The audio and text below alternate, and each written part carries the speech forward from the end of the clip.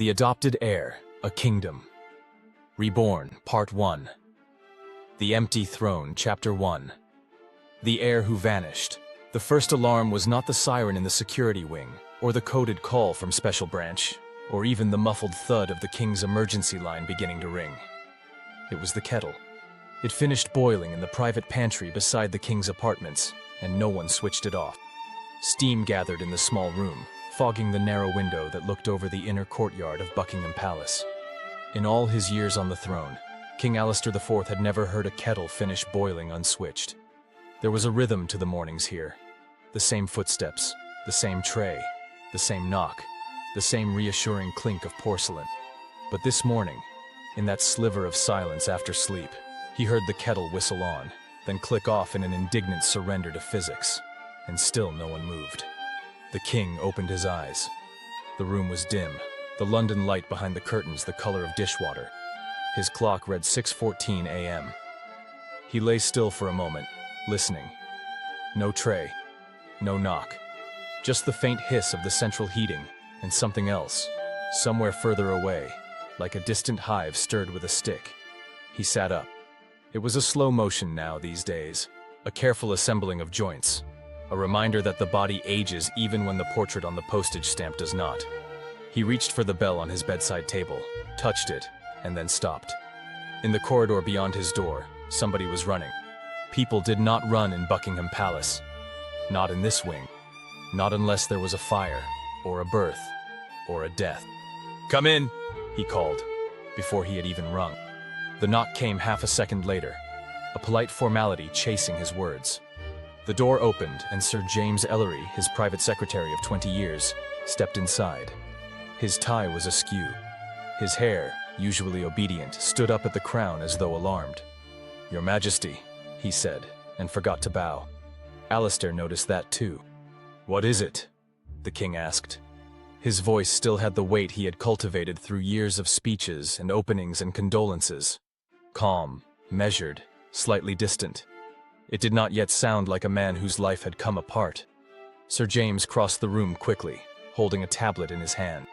There was a whisper of voices bleeding from it, the tinny echo of a live news feed. On screen, the red breaking news band glowed like a wound. "I'm afraid there's an incident, sir," Sir James said. He hesitated, as though trying to choose a word that might downgrade reality. None came. "It's the prince." Alistair felt every word before it was fully spoken, like weather pressing on old bones. "Theodore," he said. On the screen, the BBC presenter's face tightened with that particular combination of solemnity and delight that only breaking news anchored to the royal family seemed to provoke.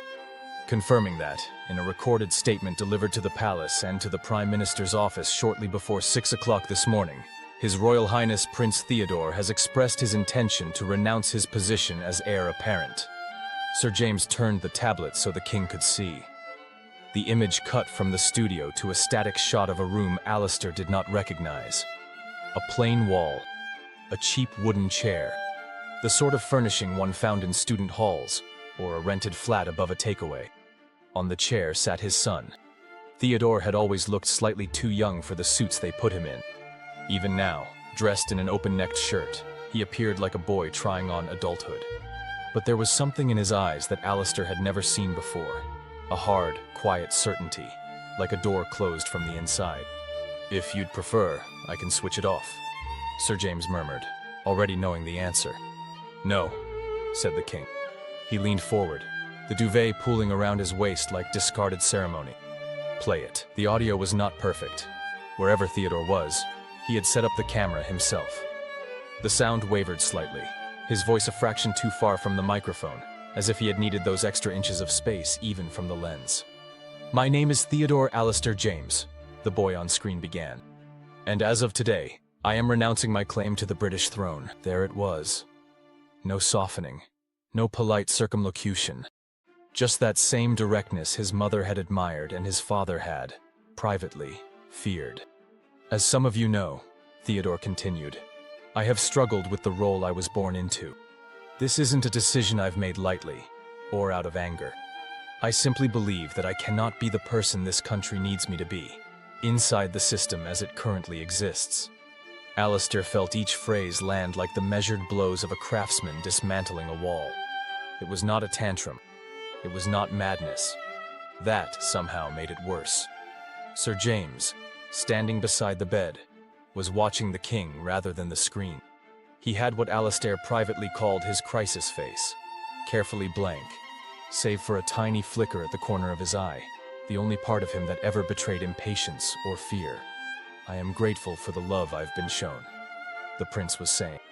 "But gratitude is not a life. Duty is not a whole self. I hope my parents can forgive me for choosing a different path. And I hope the country I love understands that I am stepping aside so that someone who truly believes in this institution can be the one to lead it." The video ended there. No question from journalists, no anthem, no heraldic flourish. Just the prince reaching forward to switch off the camera, his hand momentarily enormous on the screen, then black. Silence folded back around the room. "How long have we had this?" the king asked. 26 minutes, sir," Sir James said.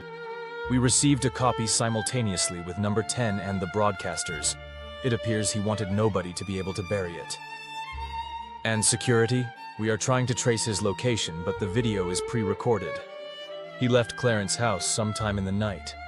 His protection officers were misdirected." "Misdirected," Alistair repeated, tasting the word.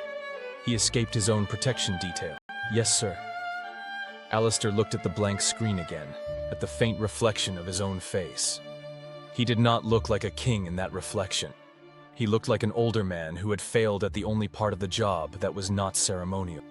Somewhere in the building, the hive hum grew louder, more footsteps, more raised voices. The distant thump of doors opened a little too quickly. The palace was waking up to the news in pockets. Staff who had seen the broadcast were whispering to staff who had not. Phones were vibrating, screens lighting up, headlines multiplying like cells in a petri dish.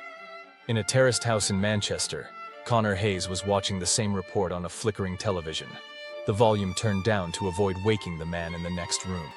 In a tower block in Hackney, Marley Brooks was already crafting jokes in his head, knowing instinctively that if you made them laugh at something, it hurt less. In a semi-detached in Newcastle, Rowan Dane lay on his narrow bed, eyes open in the grey half-light, long before the news reached him, because some part of him always woke when something important in the world shifted. But in this moment, the crisis was still contained inside one room, between one king and one private secretary, and a tablet that had become a bomb. "Her Majesty?" Alistair asked. "In her rooms," Sir James said. "They showed her the statement first. She insisted you hear it in full, and privately before anything else." Of course she had.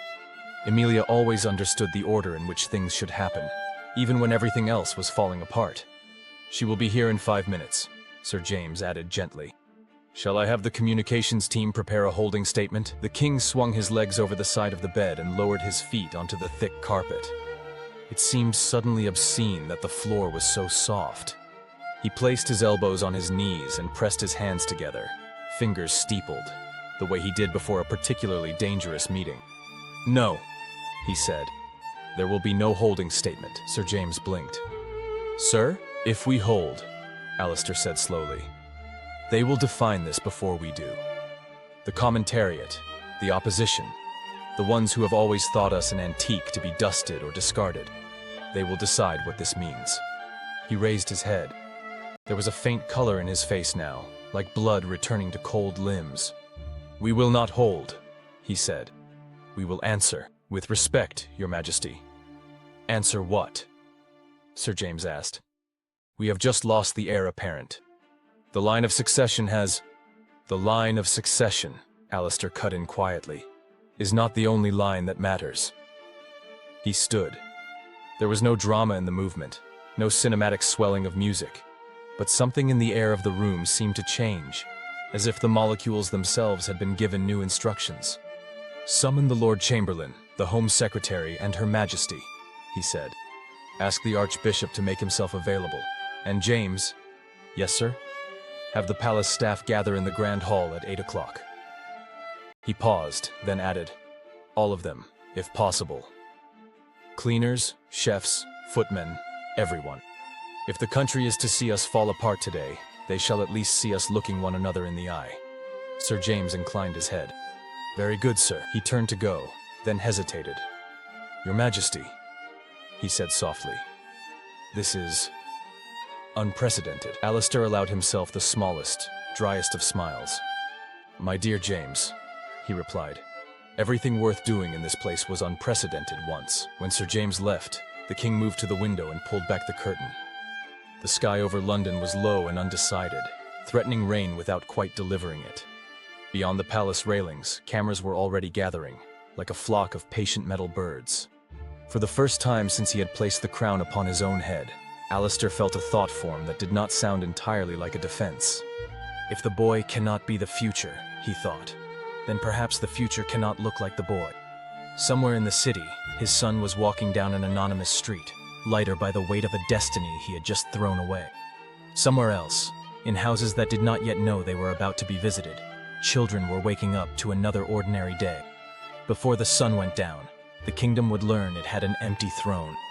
And before the month was out, the king who had just been abandoned would make the most shocking decision of his reign.